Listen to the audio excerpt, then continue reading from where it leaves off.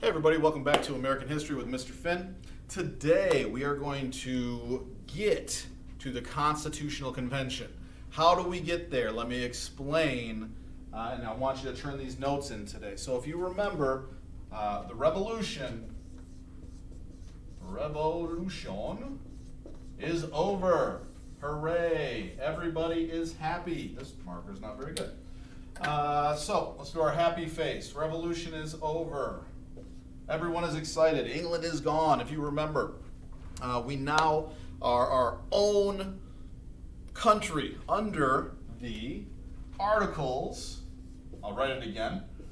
Articles of Confederation.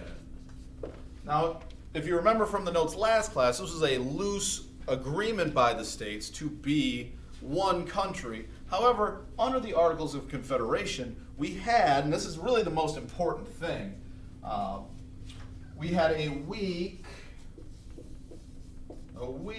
national, I'll write this big, national government. We had a weak national government. If we talked a little bit about this is going to be a problem because what's going to happen when things go crazy? Who are the people going to look to? Well, they're looking at their own states. There's no national government to come through and help the states out. And today we're going to look at that. Your assignment was to look at Shae's Rebellion, so you have a little bit of an idea of what we're looking at. Shae's Rebellion. Now, let's get to Shae's Rebellion. So, George Washington had given up command of the army. The country was a confederation under the Articles of Confederation with a weak national government. But we were in a rough spot as a country. That is because we had massive amounts of debt. Now, as you know from your assignment, this debt is going to cause our country to tax citizens. So the important thing, we'll put this for notes over here so that you understand tax equals money.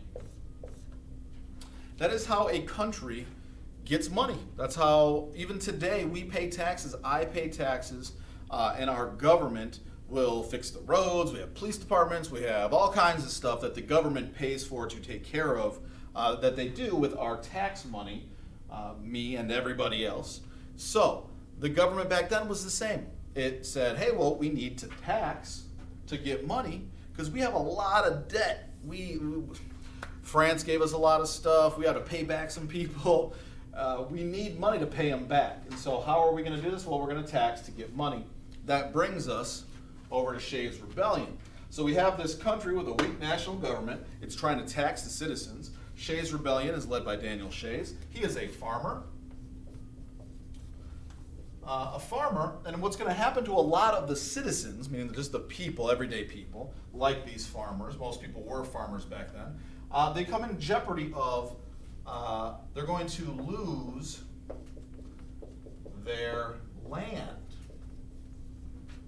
They're going to lose their land. The government said, listen, you have to pay this tax. You have to give it to us in gold and silver. You can't use paper money. They didn't even trust their own money, the government. So you got to pay us in gold and silver. Daniel Shae and a lot of other people are like, can't do it. I don't have gold and silver. I can't pay this tax. So the word rebellion is going to be, when you almost like have a revolution or a upheaval, or you're going to fight it off violently. And Daniel Shae is going to lead this rebellion of these farmers in Massachusetts, saying, listen, you're going to take our land? We can't pay this. How dare you? Most of these people fought in the revolution. Now all of a sudden they can't stay on their land and it's going to be taken by the government. This is not fair. We won't stand for it. Not going to be able to do it. So Daniel Shae is going to lead this rebellion. The important part about the rebellion is this. When we have this rebellion and we have a weak national government, big question mark, what do we do? Who do we turn to? These farmers are going crazy in Massachusetts. National government, please come and help us. The national government's like, sorry, we got nothing for you. We don't have any harm. We can't put this rebellion down. We can't stop these farmers. The more important thing about Shae's rebellion, I'll tell you how it ends. Shae's rebellion is going to end because Massachusetts is going to be able to raise enough money to get some armed forces. They're going to go out to the west and they're going to disperse this rebellion, get rid of this rebellion. And that goes by the wayside. But the important thing about Shae's rebellion is that it really shows how weak our national government is. And what's going to happen when we have question mark, we'll leave our question mark with a little arrow, when we have what is called unrest. What are we going to do when we have unrest? Meaning people are going to fight the government, they don't like what's going on, they want to stand up and say, we're not going to take it, we're going to do whatever we want to do. What are we supposed to do as a country when the next Shae's Rebellion happens, when the next event happens, when people are upset about things? What are we going to do? And this is going to lead a group of men called, let's go with this, they are called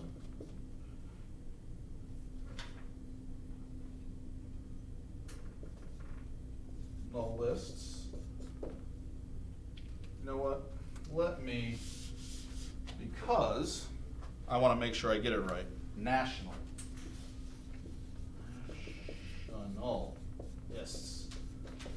Can't have misspelled words. Okay. Nationalists are going to be a group of men who really want a strong national government. So I'll give you this. They want a strong national, it's right in the name, national government.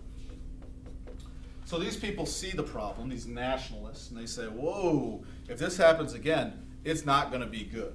And so this group of nationalists want to go and take a look at the Articles of Confederation, maybe revise it, maybe change it to make it a little bit stronger so we have a strong national government. In case this does happen, we can look to the national government, they can come in, and they can deal with the unrest of the people.